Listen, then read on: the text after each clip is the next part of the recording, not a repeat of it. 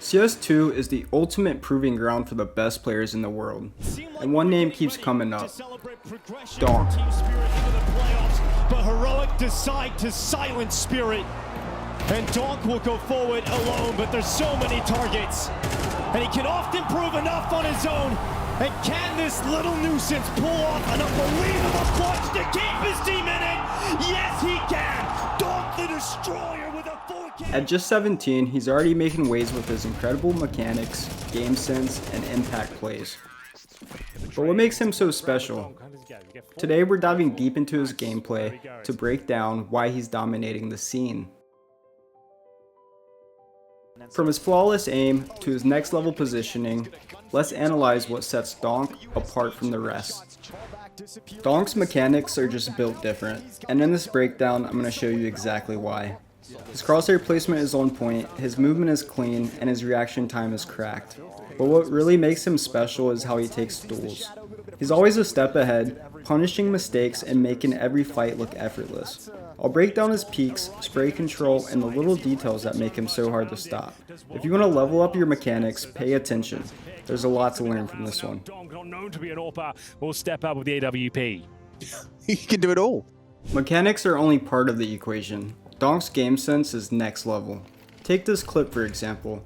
He's playing as the entry fragger, but instead of blindly pushing after getting the entry kill, he predicts the enemy rotation at J-Hall, and positions himself perfectly to punish the peek. It's the little things like this that really separates him from the rest. He's always aware of potential threats and uses anything he can to his advantage, such as peeking from uncommon positions, knowing the enemy will have to readjust their crosshair placement, giving him the edge. Now watch how he approaches this post plant. Notice how he doesn't instantly go to a spot where he can get flushed out with utility, like behind sight or shadow. Instead, he plays close to double doors, giving him cover from sync and in perfect position to play off any sound cues towards control and secret. This gives him more options to play the round as it develops. Essentially, he's making it as hard as possible for the enemies to win the round. Instead of giving the CTs a fair fight, he repositions into control to play off his teammates in sound. As soon as he hears the enemy running across the rafter, he knows exactly where to put his crosshair and abuses Peeker's advantage to get the crucial kill. Finds another stunning headshot. It's all Donk. Racks up 4. Could be an ace. It's Donk. Demonic and destructive on nukes. Steals away the round.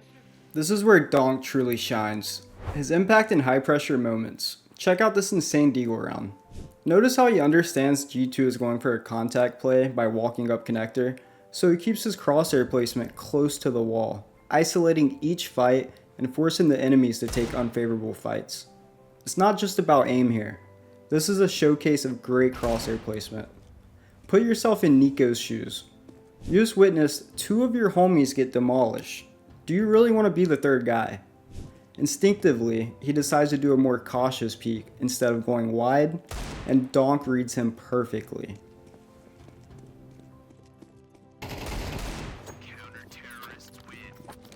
Look at this graph comparing Donk, Nico, and m0NESY. Arguably, 3 of the best players in the world. Donk tops them in all 4 categories: kills per round, headshot percentage, opening duel win rate, and grenade damage per round. This just goes to show he's the complete package.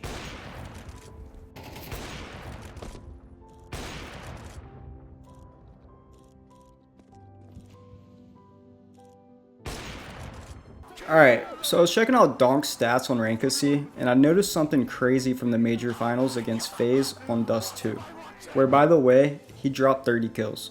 This dude hits 75% of his shots while counter-strafing. That's insane. It's a big reason why he's so successful. He's constantly using Peeker's advantage, catching people off guard, and pairing that with insane crosshair placement to dominate fights. What really stands out to me is how Donk never stops moving.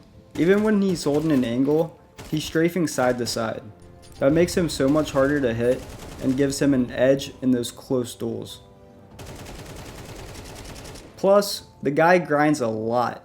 Over 90 matches in January alone, he's not spending hours on aim trainers. He's just playing non-stop, learning through trial and error, and sharpening his instincts.